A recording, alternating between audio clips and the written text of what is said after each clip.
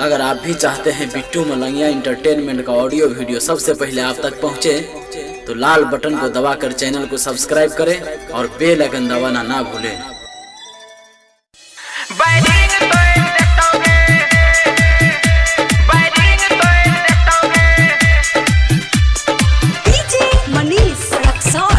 अखन अपने सब सुन रहा छी बिट्टू मलंगिया एंटरटेनमेंट के। छिया बंगाल के तू सुपर नचनिया, छिया बंगाल के तू सुपर नचनिया, देखा दे तो गए बिहारी छौरा दुनिया।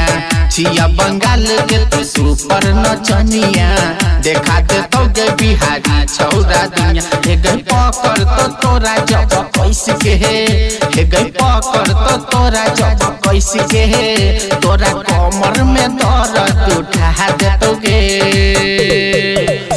बैरिंग तोड़ देतोगे, बैरिंग तोड़ देतोगे। छिया बंगाल के तू सुपर नचनिया, देखा देतोगे बिहारी छौरा दुनिया। पकड़ तो तोरा जब कैसे के हे गई पकड़ तो तोरा जब कैसे के हे, तोरा कमर में दर्द उठा देतोगे, बैरिंग तोड़ देतोगे, बैरिंग तोड़ देतोगे।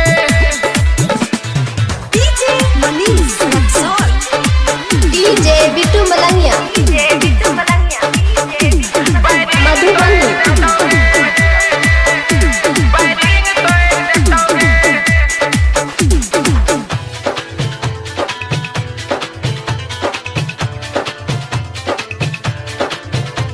अखन अपने सब सुन रहा छी बिट्टू मलंगिया एंटरटेनमेंट के।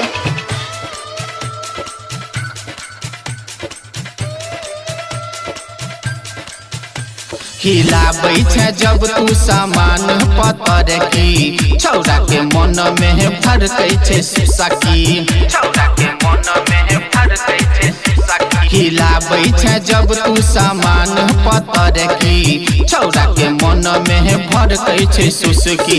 नाचै छै ठुमक दुनू हिलो इंडिकेटर, बुढ़बो देख कहो माल छै सुपर। हे गई पेनने, हे गई पेनने तू छोट ड्रेस, छौरा सब देख कर तो हुरदंग गए,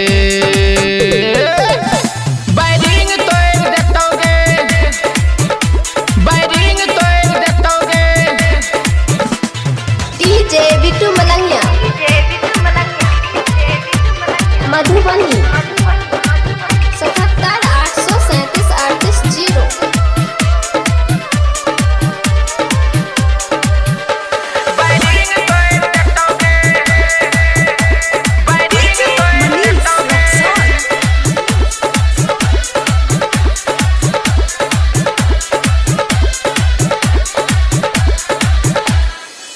राइटर अनिल राधे सुरेश गे उठाबै छै घंघरी तो देखबै छो नोट गे, उठाबै छै घंघरी तो देखबै छो नोट गे। राइटर अनिल राधे सुरेश गे उठाबै छै घंघरी तो देखबै छो नोट गे। पवन शंकर डीजे मनीष गे ज्ञान अभय के दै छै फैलंकी। हे गई बीके, हे गई बीके दीवाना चुसले हे तो चुसले तो जनल मन चूस गए, बैरिंग तोड़ देतोगे, बैरिंग तोड़ देतोगे।